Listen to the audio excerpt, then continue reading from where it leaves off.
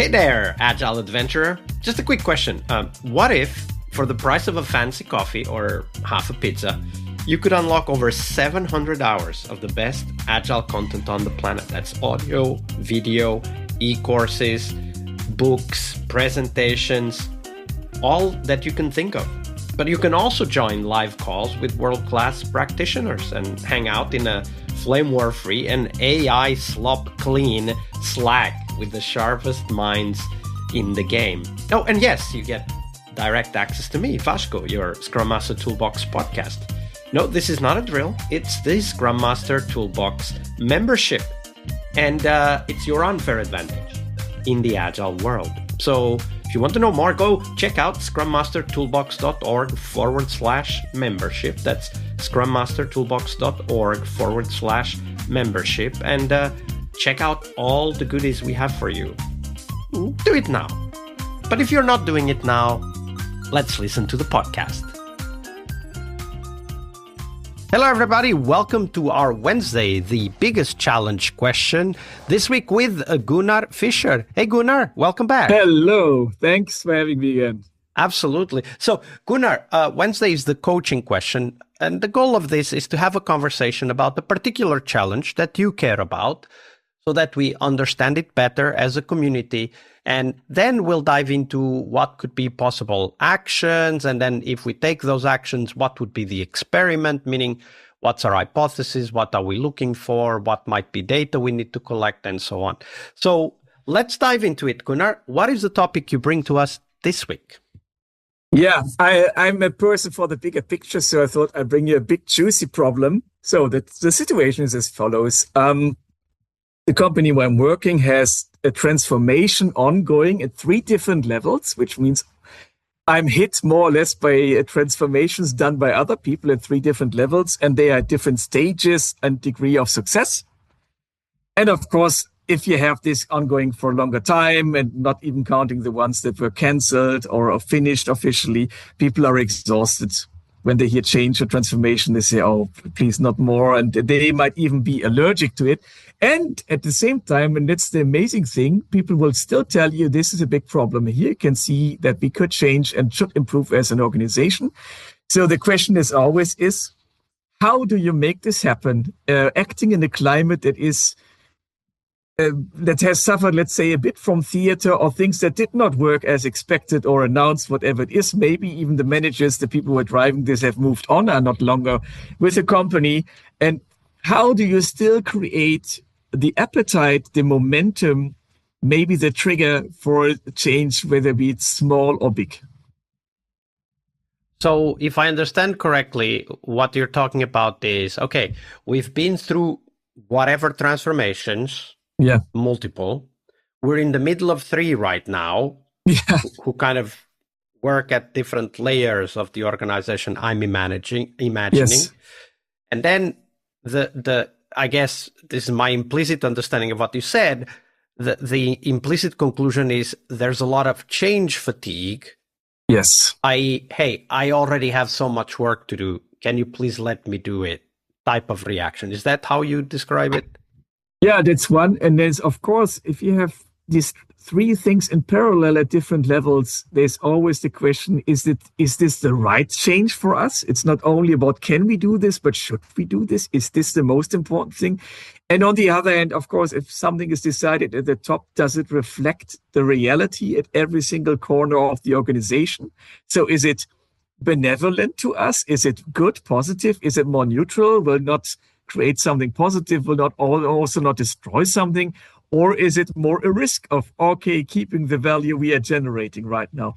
And people are actually very smart about it. They know how to express it, but it's the continuous, is our reality reflected in what is decided at a higher level? How could we bring this insights to a higher level so that they know what we would actually need or what would be the most important thing for us right now? When you think about this context, I'm even before bring us only the most important thing right now. I'm even before that. I'm like, what would open the door to even accepting that there is a change process ongoing? In this case, even 3. Is that a valid topic to address in this context, Gunnar? Yeah, my own impression, because I hear basically conflicting messages also outside of this context. I often hear from people at the top that are leading something. They're a bit more like, oh, we have the impression nobody wants to change. And most of the time, it's like this cartoon. Hey, who wants change? Everybody lifts their hands. And then you ask who wants to change. Oh, suddenly all hands are down. What I find fascinating, and I'm zooming out now a lot, the history of the human species is a history of change, of successful adaptation to different circumstances, to very harsh life conditions. So in and by itself, hey, humans are very good at changing and at adapting themselves. And they understand if you present... Most people, if you present them a good problem, they will say, okay, let's solve it. Let's attack it. So in and by themselves, people are actually good. Most of the time, it's the feeling, okay, I have not been listened to, or I don't think the other party will listen to me. And I found, even if you're just hinting at, oh, I think I know what your situation is, and I took a note from our last conversation, people open up a lot more. So obviously, the receptivity to the message is an important part. And as you just said, if we spend some time listening, people will open up, because everybody wants to be heard. All of us want that, right? Yeah. Then the other topic, so creating receptivity or fertile ground for the change through listening is definitely something that I would spend time on. But then the other thing that I'm thinking is, a lot of organizations are stuck in this. We're too busy to jump. We're too busy running with the bicycle to have the time to jump on the bicycle, if you know what I mean. Yeah. Right? Like there's so many things ongoing all the time and demands and so on. And I was recently in an organization where there was this change team that was meeting with the let's call it the software development teams. Yeah. And this change team was several people, all focusing on different aspects. This particular organization doesn't have only 3 changes ongoing. There's more than that. Not all changes are big, right? Some are small, but they are many of them. Yeah. And then what I immediately noticed is that they were going to the teams individually. So if you can imagine, let's say a team of agile coaches that is responsible for different things, tooling, Scrum practices, coaching, whatever you can imagine, like these areas. And then every one of them who is specializing on one specific area is going to the same teams with a different set of topics. So you ended up going to the team like 4 or 5 times in a week with different topics. And of course, the teams get confused, like, what are we doing, right? So I was thinking, could this be one of the issues that you're also experiencing, that because you have 3 transformations, I imagine there's at least 3 people, probably even 3 teams involved in those transformations, that the teams are feeling like, hey, we spend so much time just discussing the transformation, we don't actually have time to do the work. Is that a reality over there? Yeah, I would even say, it's a bit of, hey, it's okay if we're 90%, if 90% of our time is spent at our work, and we would have 10% for learning and transforming, then don't make plans for 90% of change and 10% for work. So be realistic upfront and be very clear. You can know this number, how much time do we actually have for this? And then why don't you start with one single team? So this concept of pilot teams, I know there's also people who say, no, pilot teams are usually too good candidates. They are the positive outliers. But I believe in this. Create success with one single team, maybe with one department. Do smaller experiments that if they don't deliver the value you expected, this is okay, you learned something. And then also share the learning. And this is I've seen. And the other part is also regarding to the listening. What I've seen in a previous transformation that was successful, that turned really the ship around. It was the humbleness of the leaders and also of the people who are doing this change, saying, we listen to you. Somebody wrote this and this on our wall of concerns. Here we read it out loud, and we have the following answer for you. It might not be perfect, but this is the best we know at this point. And doing this continuously created this, they are really listening to us. It's not a one-off exercise or ticking off a box, but they are really interested in what we are thinking, and there's a reaction to what we say. And this is one of the most effective tools for creating change is showing to people you listen to them and this is how you react. And everybody understands that the reaction might not be perfect, but there is a reaction to what others said. And just bringing this up again and again and making the bigger connection to every single meeting, every single conversation. Oh, you remember? This is what you said 3 months ago. Last month we did this, and now we're here. Can create a lot of it. Yeah, absolutely. This also shows the teams, the organization in general, that the leaders care about progress. Because let's not forget, many leaders don't really care about progress. They just care that the change is quote unquote being communicated because they're on to other things, right? Like, and when you show that you're in there with the teams, you're not doing their work, you're just in there in the transformation with the teams, then you get a lot more positive, I would say credit, but also respect, because a change comes from the leaders. If they are not respected, then of course the change itself doesn't have a chance of standing. Yeah.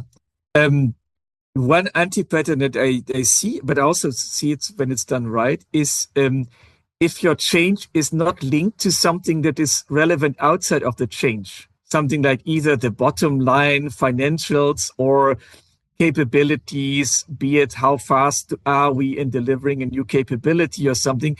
If there's no connection to the change, it will be really hard to justify it when the urgent customer request comes in. And on the other hand, okay, what do we actually do? So for the motivation of maintaining the change or moving to the next one, what do we actually do? And I'm surprised how often this is actually not done, how often there's still like a project thinking of, oh, we just need to execute it and then we're through. But for me, this would be everything, both about the motivation and about saying, okay, this is what we wanted to achieve. This is how we measure that we are successful. This is what we did. This is how the figures have changed. Whether we would use objectives and key results or evidence-based management, it's not so important how you do this, but that you do it in a certain way. Measuring success, connecting it to something that everybody understands. The business will understand financial figures. And the other thing that I see is underutilized visualization. Drawing a picture of this is the organization, this is how the work is supposed to move through the organization, this is what's actually going on, and maybe some metrics. Oh, this is how fast it takes.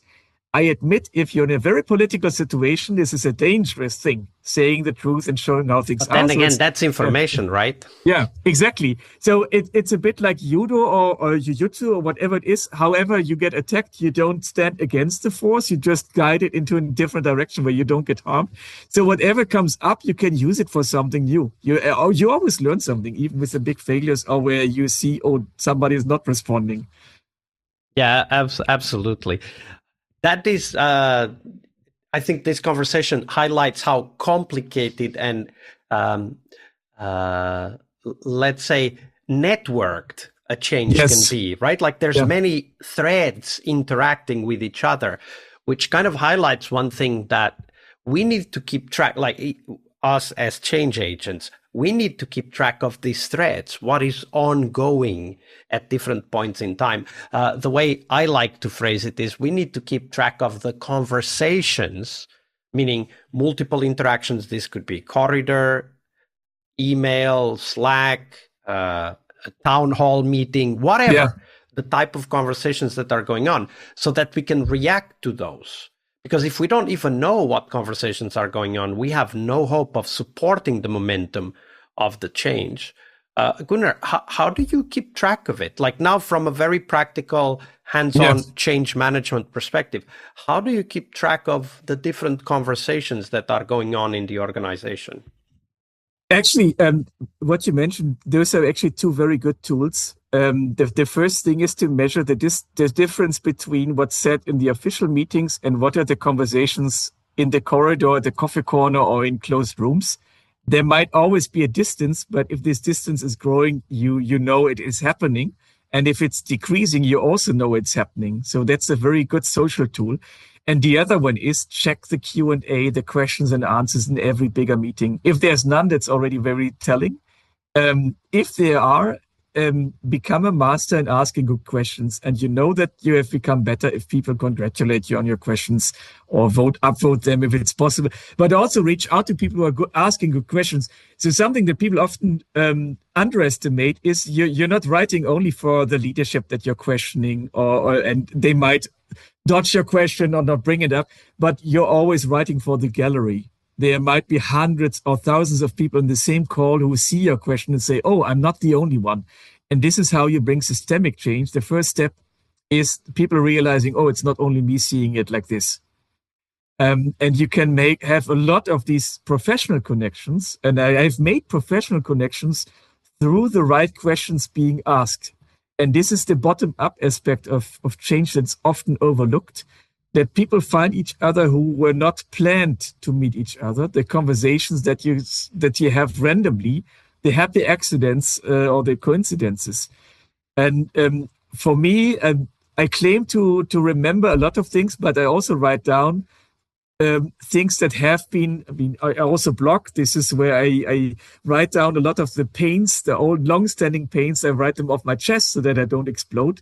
But I keep bringing them up again and again. And I find out over time, oh, this is not something that was just on the day, but oh, this is a bigger systemic one, and glad that I wrote it down so that I don't have to go through all the pain again, but I just say to people, oh, I wrote down my opinion on this topic here and there. And I actually have my top 3 process nemesis that I collected over the years. And if somebody asks me, I bring them up immediately. Okay, we will not bring those up, so stay tuned. Maybe they come up tomorrow when we discuss success. But for now, Gunnar, thank you for sharing all of those great tips about change leadership with us. All right, I hope you liked this episode. But before you hit next episode, here's the deal. This podcast is powered by people like you. The members who wanted more than just inspiration. They wanted real tools and real connection to people who are practicing Agile every day. We're talking access to over 700 hours of Agile Gold, CTO level strategy talks, summit keynotes, live workshops, e-courses, deep dive interviews, books, and if you're into No Estimates, we got the pioneers of No Estimates in those deep dive interviews as well. Agile business intelligence, creating product visions, coaching your product owner courses, you name it.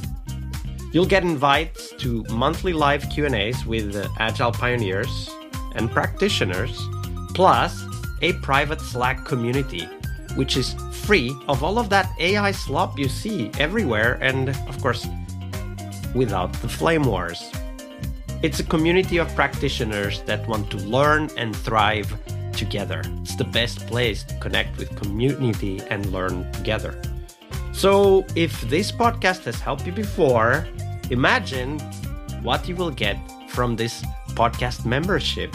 So head on over to scrummastertoolbox.org/membership and join the community that's shaping the future of Agile. And we have so much for you. So check out all the details at scrummastertoolbox.org/membership, because listening is great, it's important, but doing it together, that's next level. I'll see you in the community Slack. We really hope you liked our show. And if you did, why not rate this podcast on Stitcher or iTunes? Share this podcast and let other Scrum Masters know about this valuable resource for their work. Remember that sharing is caring.